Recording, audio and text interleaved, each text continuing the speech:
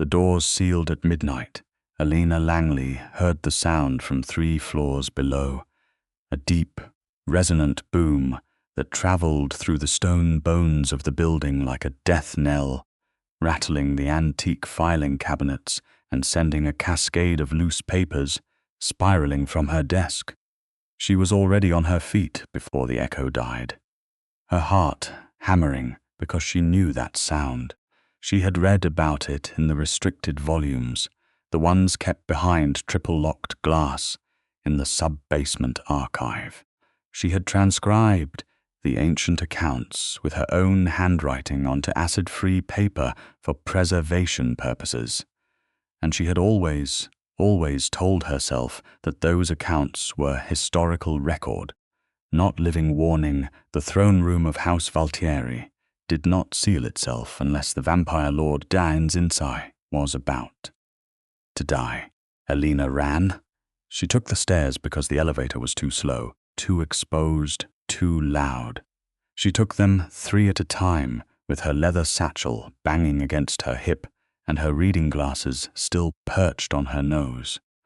And she arrived at the corridor outside the throne room on the building's uppermost occupied floor, just in time to see the last thread of silver light vanish from the seam beneath the enormous double doors. The corridor, normally lit by a row of sconces designed to mimic candlelight while running on electricity, had gone completely dark. The only illumination came from the faint, bioluminescent shimmer of the curse itself, a cold blue-white glow that traced the edges of the doorframe like veins in a marble statue, pulsing slowly, steadily, like a heartbeat that was not quite human. Elena pressed her back against the opposite wall and forced herself to breathe. She had been working as the resident archivist for House Valtieri for 3 years. She knew the protocols. She knew the ancient blood laws that governed vampire courts.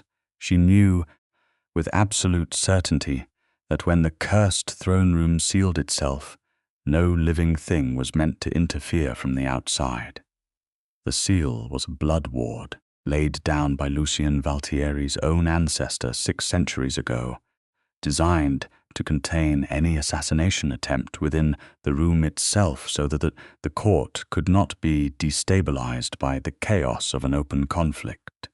It was meant to be protective. It was meant to give the Lord Inside time to survive or, if the worst came, to die with dignity and without witnesses. It was not meant to trap him with an assassin who had been invited past every single outer ward by a traitor inside the court. Elena's hands were shaking as she opened her satchel and pulled out her notebook. She was not a fighter. She was not a vampire. She had no magic of her own, no supernatural gifts, no weapons beyond a level of intelligence that her colleagues at the university had once called unsettling, and a stubbornness that her late mother had simply called inconvenient. What she had was 3 years of obsessive study, a photographic memory for ancient text, and the fact that she had, just 4 days ago, finished translating a 7th century Valtieri household document that mentioned, in a single subordinate clause, how the sealed throne room's curse could be temporarily suspended from the outside. She tore a page from the notebook and began to write. The note was not long. It did not need to be. She wrote in the old Valtieri cipher, the one she had spent 11 months learning because Lucian had asked her to preserve a collection of private correspondence, and she had decided that understanding the language was better than guessing at it. She wrote quickly and precisely because precision was the only thing she had to offer right now, and she was not going to waste it. She folded the note, pressed it flat, and slid it under the door. Then she pressed her palm flat against the wood and waited. Because the other thing she knew about the curse, the thing the household document had described in that single subordinate clause, was that The suspension only worked if someone on the outside completed the second half of it within 60 seconds of the note passing the threshold. The text inside needed to reach the cursed object, in this case the Iron Throne itself, and be read aloud by the Lord bound to the room, while the person outside spoke the releasing word. Together, the two halves dissolved the ward temporarily. It was a two-person mechanism, a trust mechanism, because Valtieri, his ancestor, had understood that sometimes the most dangerous thing in the room was the isolation itself. 60 seconds. Counted them under her breath, and tried not to think about what was happening on the other side of that door. She had been trying not to think about Lucian Valtieri for approximately 2.5 of the 3 years she had worked for him, and she had been failing at it for just as long. He was everything the old accounts described, and more. 6 feet and several inches of absolute physical authority, with white hair that fell to his collar and pale skin that seemed almost to generate its own cold light, and eyes the color of deep water in winter, a blue so dark it was nearly black, and so still. It made you feel like you were looking at something that had been watching the world long enough to stop being surprised by any of it. He was somewhere past 500 years old, according to the restricted records she maintained, though he had never confirmed a precise number, and the immortal age sat on him, not like weight, but like weathering, the way old stone takes on a dignity that new stone cannot have, a gravity and a beauty that is entirely inseparable from having survived. He was also, Elena had discovered over 3 years of proximity, almost unbearably kind in ways that he clearly considered a private matter. The court knew Lucian Valtieri as their lord, commanding, dangerous, unreadable, and absolutely without mercy for betrayal. The visiting delegates from other vampire houses knew him as a political force of nature, a negotiator whose silver tongue was almost as feared as his physical power.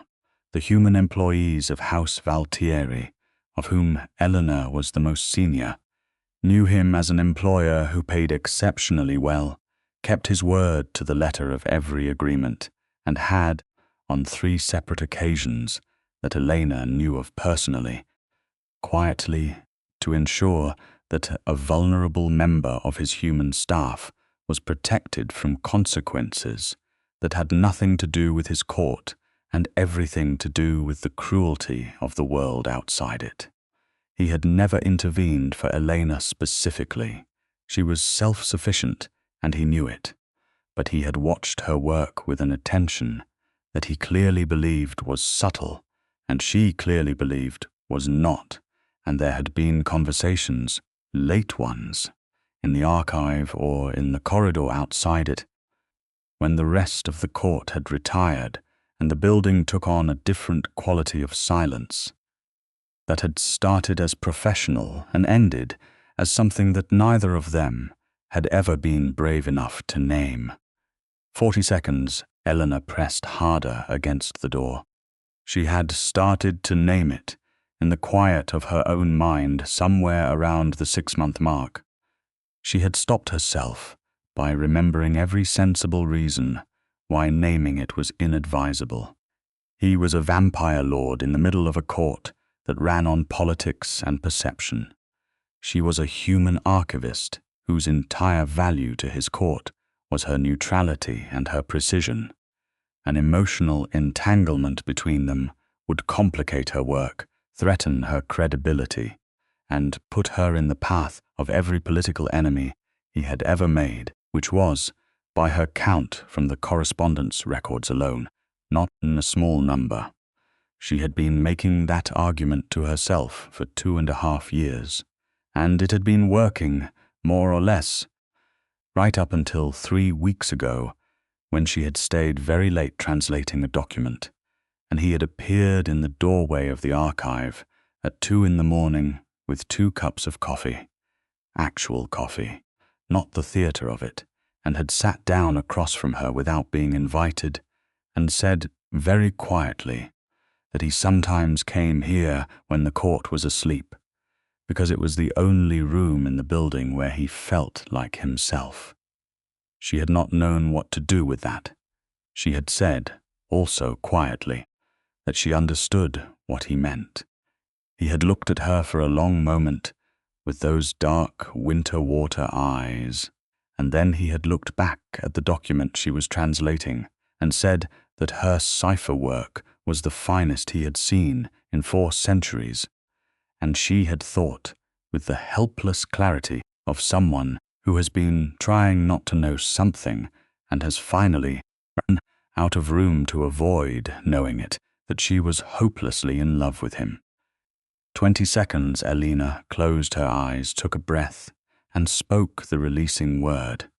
It was a single syllable in a language older than most written records, something between a vowel and a resonance, and she had only known it for 4 days, had found it buried in that subordinate clause, and she said it now with every bit of conviction she had, pressing her palm flat against the thrumming wood of the sealed door, and felt the blue light in the door frame crack. Then the silence on the other side of the door broke. She heard Lucian's voice, low, controlled, and in the old language, reading the note she had written, and the crack in the light became a fracture, and the fracture became a seam, and the doors swung inward as though released by something very old and very tired of holding on. Elena moved fast. The throne room was enormous, Gothic in the architectural sense, with vaulted ceilings and stone walls hung with tapestries that had been original decorations in a 14th century Italian palace before Lucian had acquired the building and had them transported. The throne itself was at the far end, iron, ancient, carved with the Valtieri crest and radiating the residual cold of a blood ward in the process of dissolving. Lucian stood in front of it, and he was upright, which was the first thing Elena checked for, and he was holding a short blade that was not his, which told her everything she needed to know about what had happened before the seal closed. The assassin was on the floor. Not dead, but comprehensively incapacitated, which was consistent with what Lucian could do with his bare hands when he considered the use of a weapon to be beneath the occasion. Lucian turned when the doors opened, and the look on his face when he saw Elena was something she had never seen from him before. It lasted only a fraction of a second before his composure came back down over it like a curtain. But she had been watching him for 3 years, and she caught it. A flash of something raw and unguarded, relief, and something fiercer than relief, something that looked, if she was reading it correctly, a great deal like the feeling she had been refusing to name for 2.5 years. "The archive is 3 floors down," he said.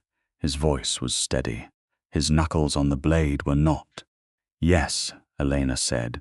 "You should not be here. Someone had to slip the note." He looked at her for a moment, and the quiet between them was the same quality of quiet as those late nights in the archive, the kind that felt like it had weight and temperature. And then he said, "How did you know the release protocol? I translated the Cavadera household document 4 days ago. There was a subordinate clause." Something moved in his eyes. "You read the cipher." "I've been reading your cipher for 2 years. He set down the blade on the arm of the throne and crossed the room toward her, and Elena held her ground, because she was not the kind of person who stepped back from things, even when those things were 500-year-old vampire lords with white hair and dark eyes who moved like gravity was only a suggestion, and he stopped close enough that she could feel the cold that came off him the way cold comes off deep stone in summer, not threatening. Just true, just the temperature of what he was. "You could have been killed," he said, "if the ward had not responded to the note within the 60-second window." "I calculated the margin," Elena said. "I knew the translation was accurate. Elena." He said her name the way he said it when she had done something that impressed him against his best professional intentions, which was slightly different from the way he said it at all other times. Lower and less controlled, and entirely too much for her to process in a moment that was already at maximum emotional capacity. "Someone in the court let the assassin past the wards," she said, because focusing on the practical problem was the only way she was going to get through the next 10 minutes without doing something professionally inadvisable. "I need to pull the access logs from the archive. Every ward clearance for the past 72 hours is documented." He studied her face. "That can wait. It cannot. Whoever cleared the assassin is still in the building. My guards are already moving." He said it with absolute certainty, and she believed him, because Lucian Valtieri had not survived 5 centuries of vampire court politics by being slow to respond to betrayal. "What cannot wait," he continued, "is my telling you that what you did tonight was either the bravest or the most reckless thing I have witnessed in," he paused, "in a considerable length of time. I prefer to think of it as thoroughly researched," Elena said. He looked at her for another moment, and then, very quietly, he smiled. It was not a public smile, not the composed, controlled expression he wore in court. It was small and genuine, and it reached his eyes, and it was the most dangerous thing Elena had ever seen in her life. "Come," he said, "let us go find your traitor." The traitor turned out to be Corvinus, a third-tier courtier who had been with House Valtieri for 80 years and whom Elena had always found vaguely unpleasant, without being able to articulate why. He was apprehended in the East Corridor by 2 of Lucian's senior guards within 20 minutes of the throne room opening, and by the time Elena was settled at her archive workstation, running the ward clearance logs, the interrogation had already confirmed what the logs subsequently proved. Corvinus had accepted a substantial blood debt payment from House Savar, the rival vampire dynasty that had been contesting Valtieri territorial rights in Eastern Europe for the past decade, to clear a single assassin past the building's outer wards on the premise that the inner wards, including the throne room's blood curse, would handle the rest. The premise had been correct. The blood curse had engaged exactly as designed. What House Savar had not accounted for was an archivist who had translated an obscure 7th century household document 4 days before it became relevant. Lucian received this information standing behind Elena's left shoulder, reading the clearance logs as she pulled them up, and his silence had the quality of contained fury, absolute stillness in the way that deep water is still, completely and totally right up until it is not. Elena was aware of him the way you are aware of a thunderstorm moving in from the west, when you are working outdoors, not afraid of it, but conscious of its reality, its weight, the fact that it is entirely capable of rewriting the landscape.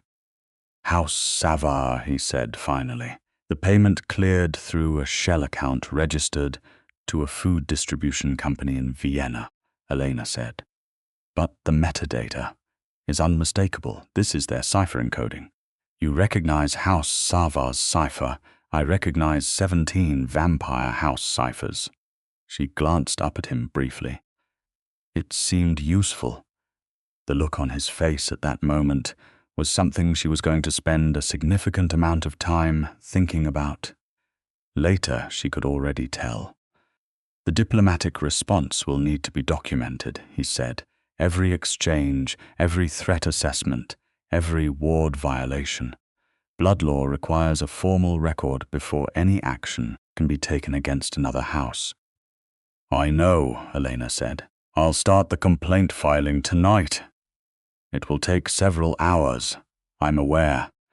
He pulled the chair from the adjacent workstation and sat down beside her, and Elena, who had spent 3 years managing her awareness of him across the professional distance of a room, found that the professional distance of approximately 18 inches was a significantly different caliber of challenge.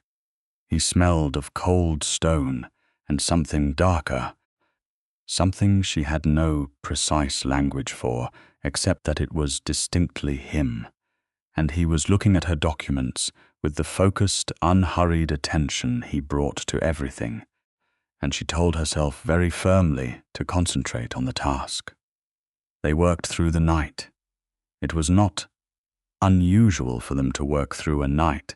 The archive operated largely on Elena's schedule, and her schedule was frequently nocturnal, because that was when Lucian was most available for consultation.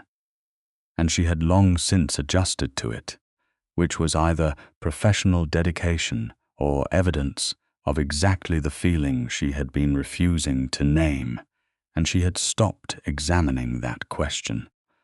But this night was different in quality from the previous late nights, because the throne room event had stripped something away from both of them, some layer of professional composure that was not coming back at the same thickness it had been before, and they both knew it, and neither of them said so directly. They talked about the documents. They talked about blood law procedure, about the formal structure of an inter-house complaint, about the specific historical precedents Elena had located in the restricted volumes that would support Lucian's case. They disagreed, twice, about the appropriate framing for a section of the complaint. Elena thought the language should be precise and unemotional. Lucian thought the language should make House Savar's ambassador feel the specific weight of what his house had done, and Elena said that the two approaches were not mutually exclusive, and Lucian said that was exactly the kind of observation that made her invaluable, and Elena said that she preferred indispensable because it was harder to argue with technically, and he laughed, actually laughed, a brief, real sound that she felt in her sternum. Around 3 a.m, Elena reached for a reference volume on the upper shelf and miscalculated the distance. And the book came down at an angle and she caught it, but awkwardly, and Lucian's hand was already there, not catching the book, catching her, his fingers wrapping around her forearm with a careful precision that was not a grab, but a steadying, and the touch lasted exactly long enough for them both to become aware that it was still happening. He released her arm. He did not apologize, which she appreciated, because an apology would have made it smaller than it was. I want to ask you something, Elena said. She had decided to say this approximately 6 seconds before she said it, which was not her most carefully considered decision, but it was an honest one. Then ask, he said.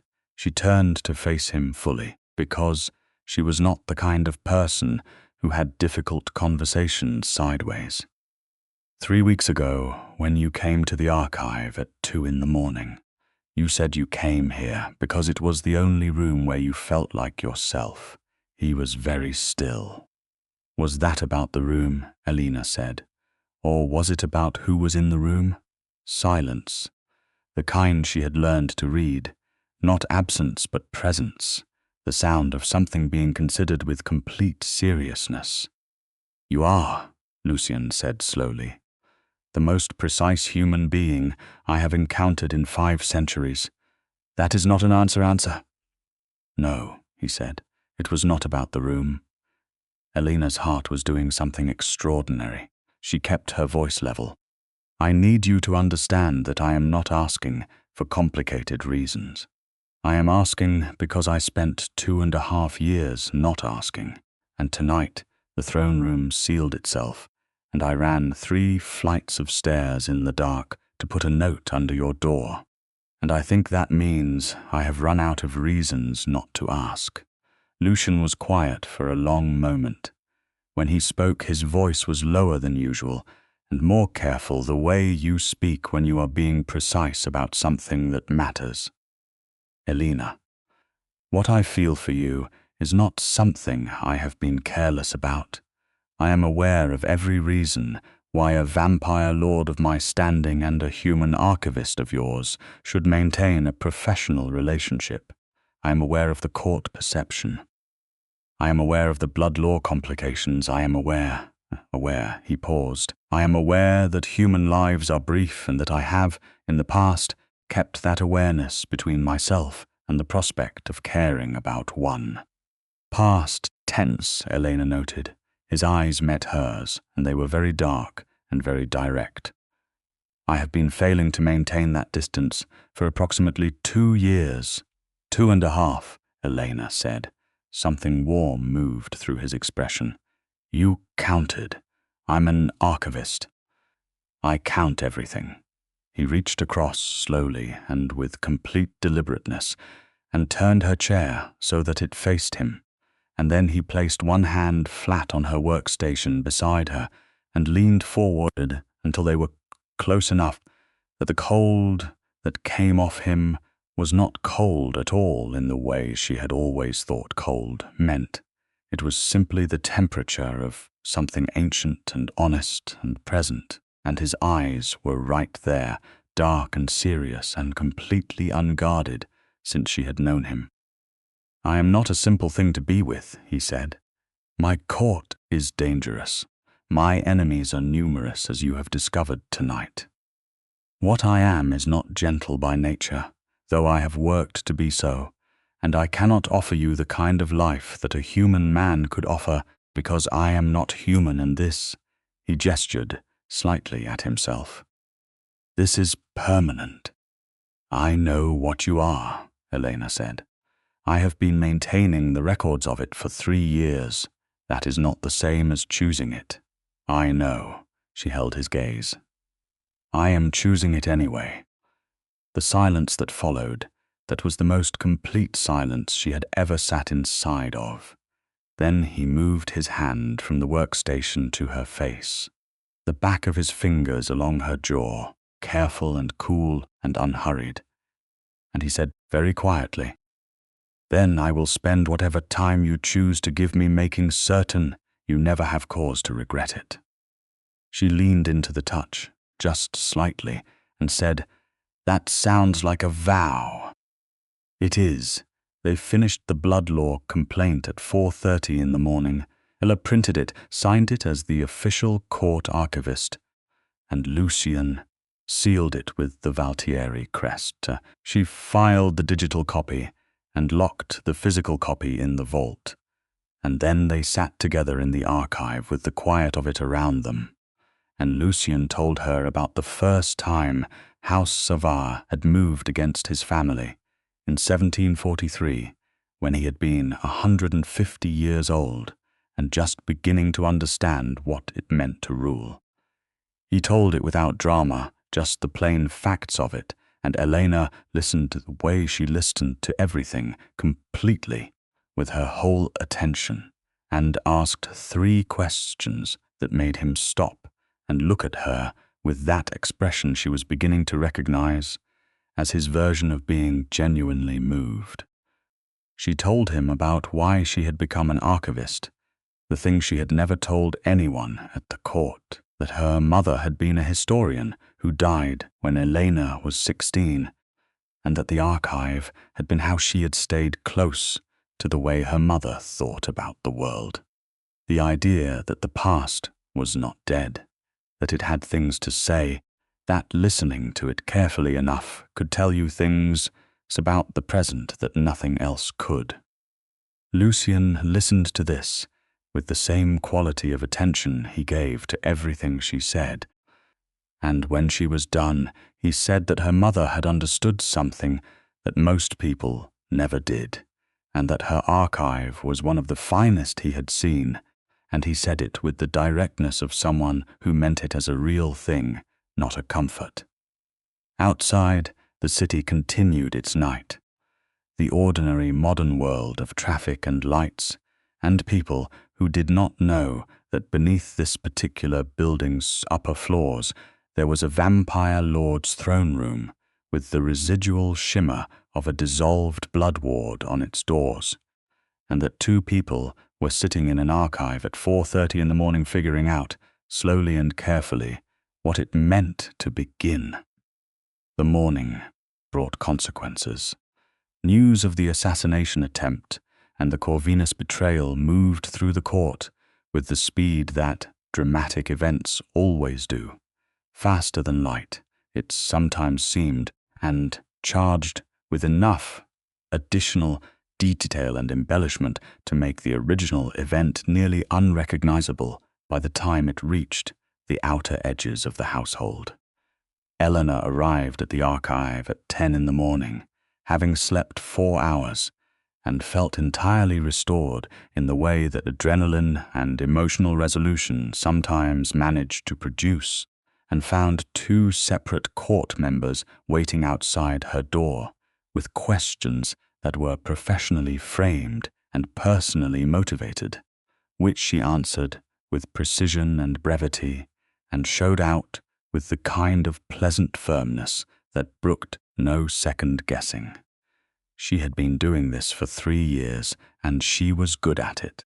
What she had not done before was finish the process and find Lucian in the corridor outside, waiting in the way that very few people would dare to wait in a corridor, standing against the wall with his arms folded and the composure of someone who has nowhere else to be, because the entirety of the building is technically his, and all time within it is therefore his to allocate as he sees fit. 2 court members attempted to mine you for information about last night, he said. It was not a question, and received none. I maintain confidentiality on all matters relating to this archive and the events it documents. I know. He fell into step beside her as she walked back into the archive. I wanted to see how you were. She appreciated that. He said it plainly. I am well tired, but well, how are you? I have been better, he said, which from him was a significant admission. A member of my court sold me to assassins. That is not a small thing, even after 80 years of service. No, Elena said. It is not I am sorry, he looked at her sideways. You did not cause it. I know. I am sorry that it happened to you. There is a difference. He was quiet for a moment, in the way that meant he was taking something in and giving it its proper weight. Yes, he said. There is. She set her satchel on the desk and turned on the archive terminal, and he settled himself into the adjacent chair with the ease of someone who had decided that this was where he was going to be for the foreseeable future. And Elena thought, with a warmth that she no longer felt any need to manage, that she did not object to this at all. The blood law complaint reached House Savar's representatives by midday. Elena handled the formal delivery documentation, while Lucian dealt with the initial response call, which she could hear the edges of through the archive's half-open door. Controlled and absolutely cold and containing, she would later reflect approximately the same quality of restrained danger as a very old sword being drawn very slowly from a very fine scabbard. House Savar's ambassador made several attempts at deflection. None of them worked. By 2 in the afternoon, the ambassador had formally acknowledged the complaint and requested a negotiation window, which under blood law meant that House Savar was conceding the basic premise of guilt and moving to the damage control phase, which was exactly what Elena had structured the document to produce.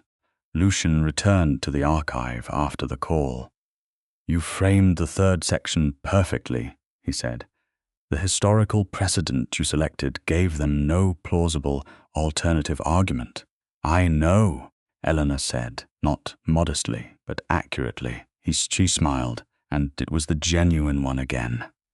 She was going to have to develop a tolerance for that smile, or resign herself to being permanently disarmed by it, one or the other.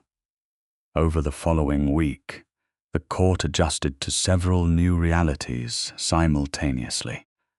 Corvinus was dealt with according to blood law, which in this case meant exile and the formal severing of his house ties, a consequence that in vampire social terms was approximately equivalent to a very thorough destruction, since identity and house membership were inextricably linked. The throne room was resealed and its ward re-encored, a process that required Lucian's direct participation and that Elena documented from the archive, cross-referencing the re-ensuring ceremony with 3 historical accounts to ensure procedural accuracy. House Savar's negotiation was ongoing and showed every sign of being extended and unpleasant, because House Savar was not a house that accepted consequences gracefully, and Lucian was not a lord who accepted inadequate reparation. Elena drafted legal language, researched precedents, and organized the correspondence records, which had expanded considerably in the wake of the event.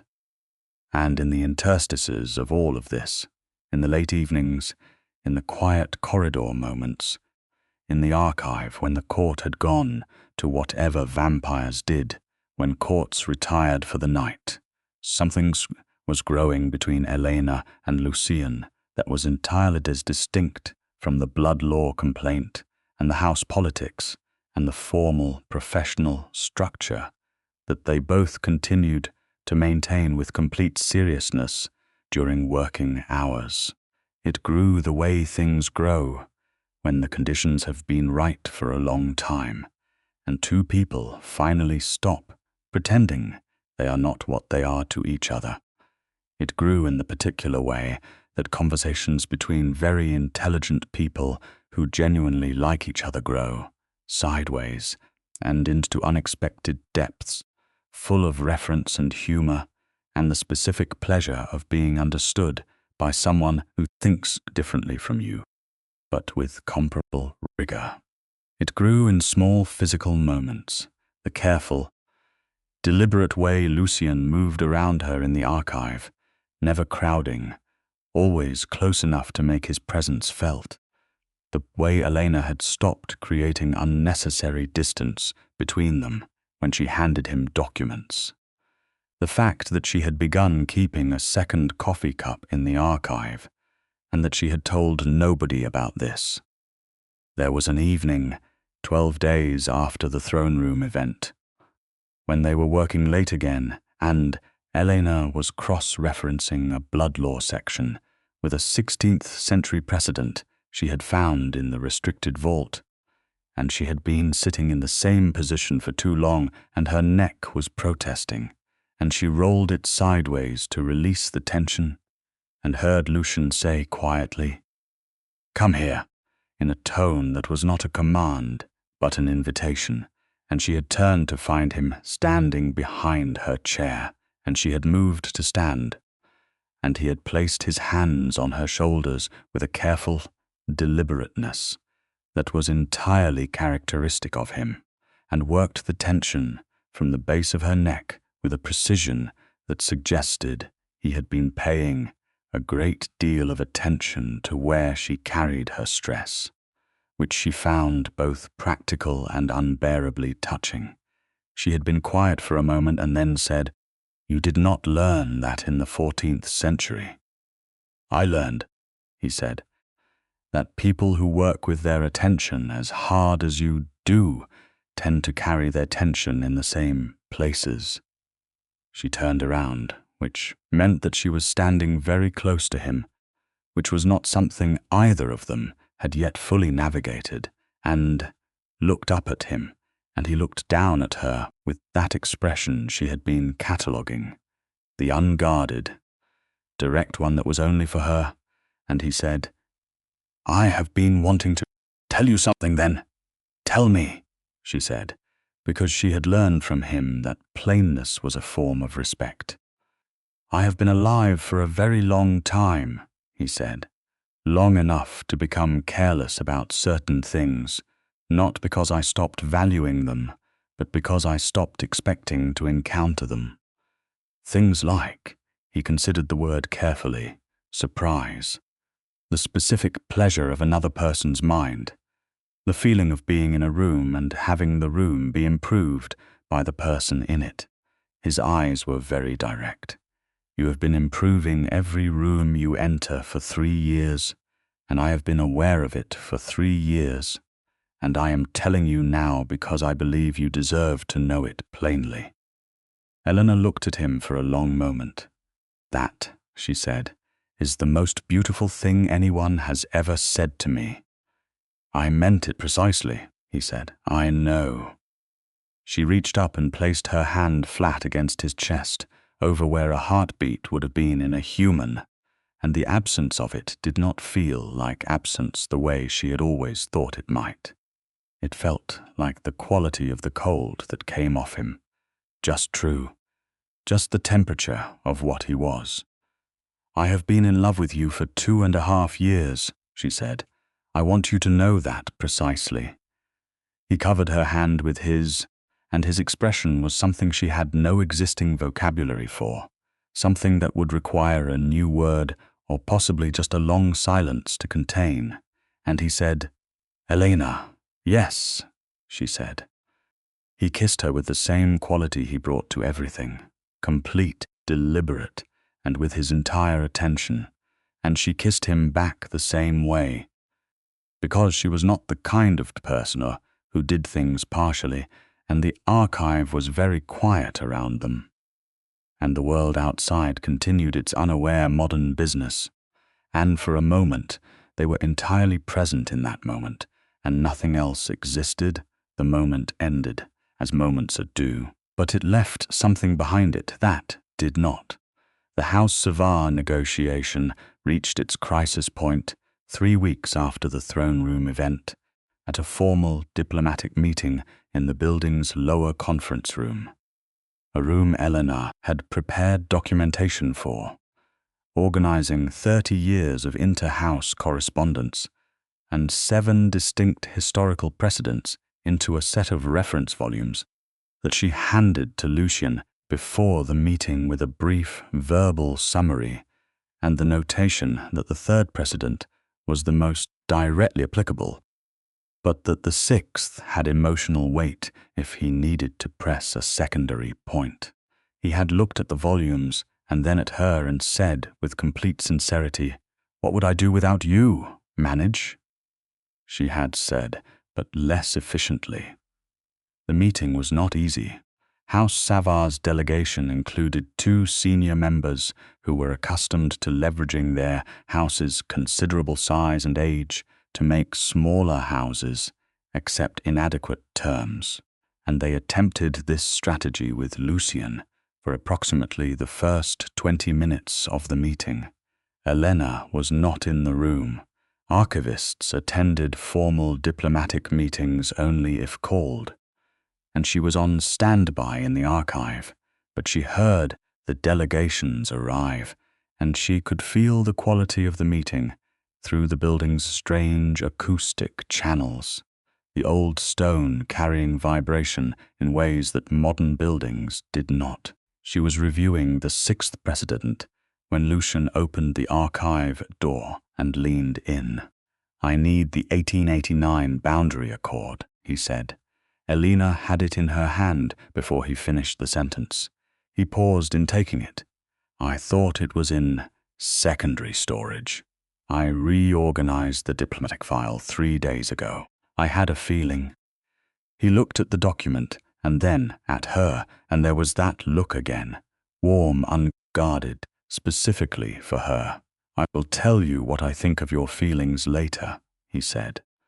"I look forward to it," she said, and he went back to the meeting, and she sat in the archive with her heart doing its extraordinary thing, and her attention divided between the documents and the awareness that the person she loved was 30 feet away, having a difficult and potentially dangerous conversation with representatives of a house that had tried to have him killed. The meeting lasted 4 more hours. When it was over, Lucian came directly to the archive.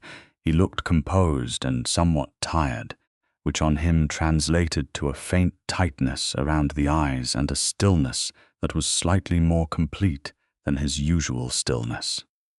"The reparation terms are accepted," he said. "The 1889 accord made the difference." The 1889 accord made the difference.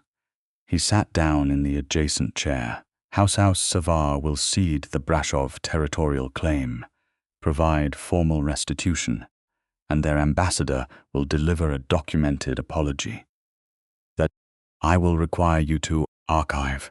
I will archive it very thoroughly," Elena said, "in the section reserved for documents that should be humiliating to retrieve in perpetuity." Something in his expression softened. "You have opinions about filing, strong ones." He was quiet for a moment. "Are you hungry? You have been in here for 6 hours." She had been actually for the past hour, but she had been focused. "Yes, come upstairs," he said. "The kitchen will have things that are not archive coffee." She stood, and he stood with her. And as they walked out of the archive and toward the elevator, he put his hand briefly at the small of her back. Steady and warm and certain, and she would guide him through the corridor. His building with the feeling of someone who has been living at a partial distance from the life they actually want, and has finally, decisively, stepped all the way into it. The court noticed, of course. Courts always noticed. The nature of a vampire court was political and observational, and the members of it had, collectively, centuries of practice, reading the dynamics of power and relationship and social geography. The fact that the Archivist and the Lord were spending increased amounts of time in proximity was observed and catalogued and discussed in the lower corridors with various degrees of enthusiasm, concern, and personal agenda. Lucian addressed this in the most direct way possible, which was to address it, not at all publicly, and to let the court understand, through the absolute clarity of his behavior, that his personal life was not a subject on which their input was welcomed. This was, Elena reflected, very him, the kind of authority that does not need to announce itself, that exists in the quality of the silence that surrounds a person rather than in anything they explicitly say. She dealt with the court directly and without drama, in the way she dealt with everything. She answered professional questions professionally. She did not discuss her personal life. She did her work with the same precision and thoroughness she had always brought to it, and she let the quality of the work speak for itself, because in her experience, the work always eventually said what words could not. There was one exception. Mireille, a senior court member who had been with Lucian for 140 years, and who was the closest thing to a trusted advisor that Lucian had within the court itself, came to the archive 2 weeks after the negotiation to have what she had framed as a procedural conversation about document retention policy, and was very clearly having a different conversation underneath that. Mireille was tall and aristocratic, and had the manner of someone who had lived through more than enough history to be done with being impressed by most things. But she looked at Elena with something that was not quite assessment and not quite approval, and occupied a thoughtful middle ground between the two. "You released the throne room seal?" Mireille said, at a pause in the procedural conversation. "Yes," Elena said. "You found the release protocol in a document, a 7th century household document, the Cavadera record." Mireille was quiet for a moment. "That document has been in this archive for 60 years. No one found it. No one was looking for it specifically. I was translating it for preservation. And you happened to remember it on the night it was needed. I have a good memory, Elena said. Mireille studied her with those ancient eyes, the kind that had seen empires rise and collapse and were not easily moved. Then she said, "He has not trusted anyone outside this court in a very long time. He does not trust easily. Take care of that." It was not a threat, it was a charge. Elena received it as such. "I intend to," she said. Mireille left, and Elena sat with that for a while, and it was the most meaningful thing anyone in the court had said to her in 3 years, and she intended to honor it. The weeks became a month, and the month settled into a rhythm that was new, and also, somehow, exactly as it had always been, except that everything that had previously been unexpressed was now simply present and acknowledged. Lucian was protective in the way that was natural to him. Not smothering, not controlling, but deeply attentive to her safety in a way that was practical rather than performative. The building's ward access to her archive was upgraded. Her key card gained clearances she had previously not had.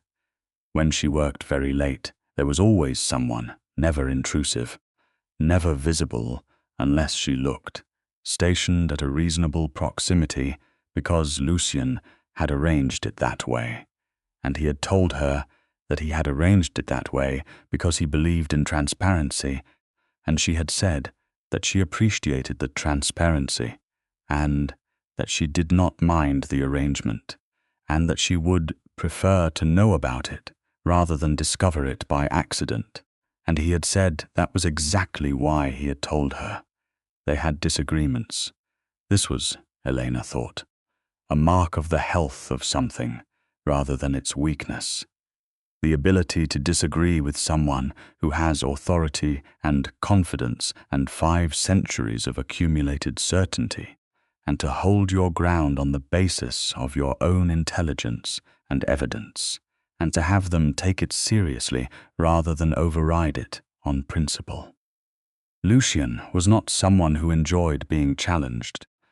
Exactly, but he was someone who respected it, and the distinction mattered enormously. They disagreed about the scope of the Blood Law archive documentation, and Elena's position prevailed on the basis of 3 precedents. They disagreed about whether a particular historical text was authentic or a clever forgery, and Elena's position prevailed on the basis of ink composition analysis she had run personally. They disagreed once, about something that was not professional at all, something that touched on the question of the future and what it looked like, and this was a harder conversation, and it did not resolve in a single session, but they had it honestly and without deflection, and they reached a position that was not a victory for either of them individually, but was something they had built together, and it held. The question of the future was not a small one. Elena was human, Lucian was not. She was 32 years old and would age and eventually die in the way that humans did, and Lucian was 500 and something and would continue as he was indefinitely, and neither of them was unaware of this, and pretending it was not the central logistical fact of what they were to each other would have been a kind of dishonesty that neither of them was capable of. Lucian had raised it first.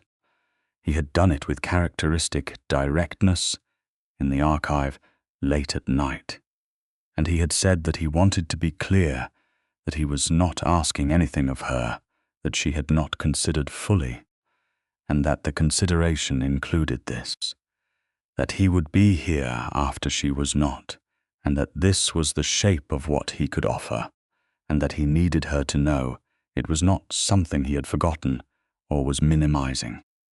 Elena had been quiet for a moment. Then she had said that she had considered it, that she had been considering it, actually, For most of the 2.5 years she had been refusing to name what she felt, that she was a historian by training and an archivist by vocation, and that her entire professional life was built on the understanding that things that matter do not need to be infinite to be real, that the value of something was not measured by its duration, but by its depth and its truth, that she had decided consciously and completely that a life with him, at whatever length it lasted, was more fully a life than a longer one without him. He had looked at her for a long time. Then he had said, very quietly, that there were things he had not told her yet, things about what was possible under certain very old and very rarely invoked provisions of blood law. For someone who had become, he had paused and chosen the word with deliberate precision, bound to a vampire lord in the way that she was becoming bound to him. She had looked at him carefully. "Tell me," he had told her about the binding accord of 1401, a provision in the ancient blood law code that had been written during a period when vampire-human alliances were more common than they later became, which allowed for a formalized covenant between a vampire of noble house and a human of significant standing, defined by the accord standing derived from knowledge, service, and demonstrated loyalty rather than birth title, that created a mutual bond of protection and, at the discretion of both parties, could include a transition that was not common, not easily accomplished, and not undertaken lightly, but that existed as a legitimate option under the law. Elena had been very still while he explained this. Then she had said, "You are telling me this now, not as a proposal.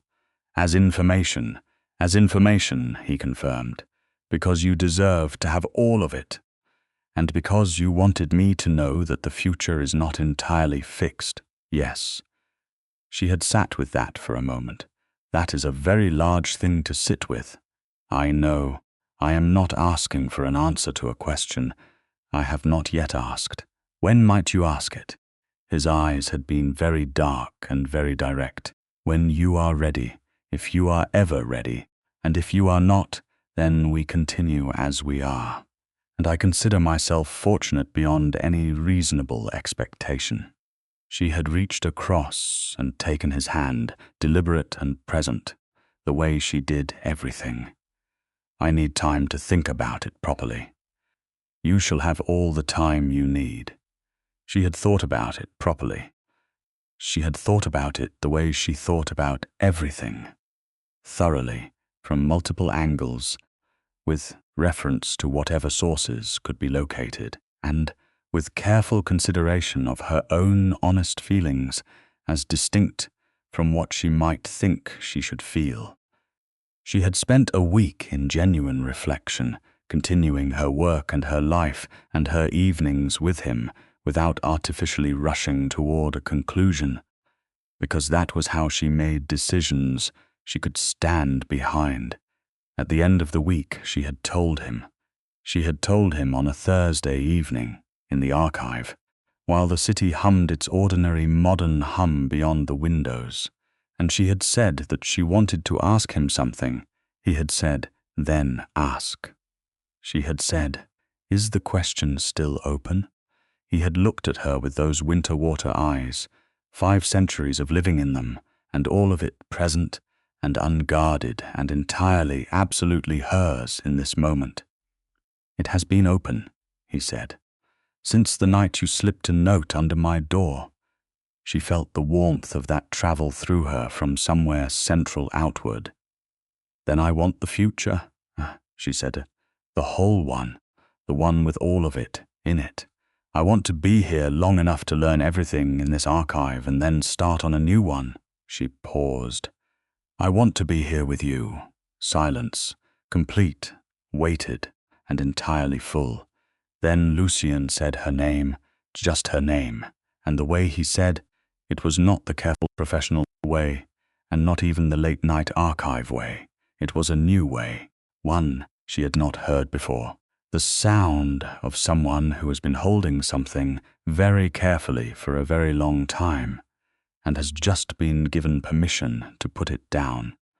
He moved from his chair to kneel in front of her, an extraordinary gesture from someone who knelt before nothing, and he took both her hands in his, and he said that he had not expected her, that he had reached the point somewhere in the previous century of believing that the capacity for this, for what she had given him, the surprise of her, the pleasure of her mind, the particular safety he felt in her presence, the feeling of being in the same room as her, and having the room be exactly right, had calcified beyond recovery, that she had arrived in his archive 3 years ago with her satchel and her reading glasses and her 17 cipher languages, and had spent 3 years systematically proving him wrong about that. He said that if she would allow it, he intended to spend whatever came next being worthy of the choice she was making. Elena looked at him, white-haired, pale, ancient, and completely undone, kneeling on the archive floor in front of her, and said, "You already are." The binding accord was a formal procedure, and it required witnesses, documentation, and the invocation of a set of blood law provisions that Elena spent 3 days cross-referencing in the restricted archive to ensure complete accuracy. Lucian was characteristically thorough about the procedural elements, and Elena was more thorough because she was the archivist, and procedural accuracy was what she did. Mireille witnessed it with an expression that had moved, finally and completely, from assessment into something that looked very much like warmth. The ceremony itself was conducted in the throne room, the same throne room, its wards re-encored and its curse settled back into its long rest, the iron throne standing behind them like a very old and very patient witness in its own right. The seam under the door was just a seam now, but Elena looked at it as they took their places and thought of the note and the 60-second and the darkness and the particular quality of clarity that comes from running toward something instead of away from it, and she thought that it was exactly the right room for this. The accord was read aloud, the ancient words in the old language, and Elena read her half of it in the same language, because of course she did, because she had been studying it for 2 years, and because she was not going to enter into a blood law covenant with imprecise pronunciation. Lucian read his half with the gravity of someone who understood fully what the words meant and had been thinking about them for longer than she had been alive. When it was done, the room was quiet. Then Lucian turned to look at her, and she looked back at him, and the distance between them was nothing at all. In the months that followed, House Valtieri changed in small ways that accumulated into something significant. The archive expanded. Elena hired a part-time assistant, a sharp young woman named Petra, who had Lucian's seal of approval and who turned out to be exactly as competent as her application had suggested, and the two of them systematically worked through a backlog of uncatalogued documents that had been waiting for attention since before Elena's time. The blood law complaint against House Savard concluded with full reparation and was archived in exactly the section Elena had suggested, under a filing classification that she had titled, with complete professional seriousness, Documents of Historical Significance Pertaining to Consequences. Lucien had read the classification label on the folder and said nothing, but the corner of his mouth had moved. The court settled. Courts do this when their lord is settled. They take their cues from the center, and the center was, for the first time in several decades, something other than purely administrative and political. Mireille noted, in a private conversation with Elena, that the building itself seemed to breathe differently. And Elena, who was not given to mystical interpretation, but who spent her days reading the documented history of vampire court dynamics, thought that was probably accurate. Elena herself changed in ways that were gradual and then suddenly complete, the way change often is. The binding accord's deeper provisions were not immediate. They were a process, a long one, documented in the ancient texts with a level of procedural detail that she had spent several weeks reviewing, and that she had approached with the same thorough, unsentimental, deeply personally committed attention she gave to everything. Lucian was with her through every step of it, steady and present and completely, unconditionally there, and she understood, in those months, what it meant to be protected by someone who was genuinely capable of it. Not protection as control, not protection as condescension, but protection as devotion, the kind that held you up rather than held you back. She remembered the night she had run up 3 flights of stairs in the dark, with her reading glasses on her nose and her leather satchel banging against her hip, driven by the certainty that someone she loved was in danger, and the even more certain knowledge that she had the means to do something about it. She had not thought of it as brave. She had thought of it as obvious. When you love someone and they need help, and you have the help available, you go. She thought now, in the particular quiet of the archive, late in the evening, with Lucian reading at the adjacent workstation, and the city humming outside, and the whole accumulated weight of a life she had chosen, pressing warmly against her ribs, that it was still the same. That love was still that simple at its core, however complicated the architecture around it. You went toward the person, you slipped the note under the door, you said the releasing word, you let the door open, and you walked in. One evening, a full year after the night of the throne room ceiling, Elena was shelving a newly catalogued collection of 17th century correspondence when she found a document she had not catalogued yet. A small folded piece of paper that had clearly been placed deliberately in the collection, because it was too clean and too recent to be genuinely 17th century, and it had her name written on the outside in a very familiar hand. She unfolded it. It was written in the Valtieri cipher.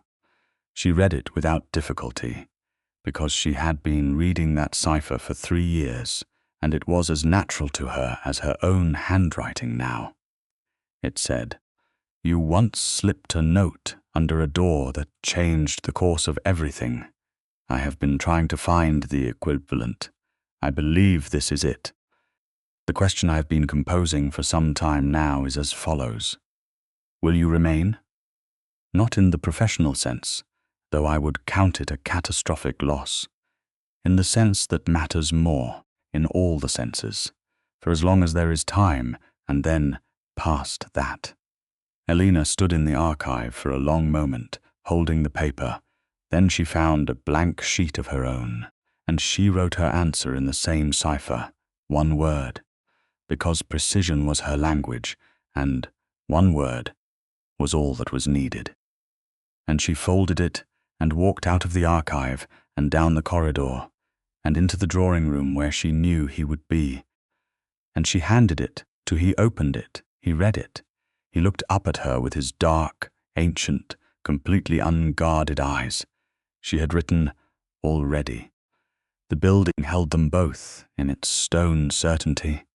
The city moved around it in its ordinary modern way, and the archive waited with all its centuries of recorded history, all its blood law and its correspondence, and its translated ciphers and its carefully filed precedents, and added this to what it kept, a love that had been built slowly and survived danger and grown through trust and found its language, finally and completely, in a folded note and a single word.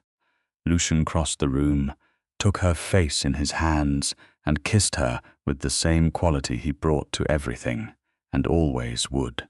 Complete, deliberate, and with every bit of his 5 centuries of living absolutely, undividedly present. The throne room was quiet down the hall. The seal on its doors was resting. The cursor on the ward was dark. Everything was exactly as it should be.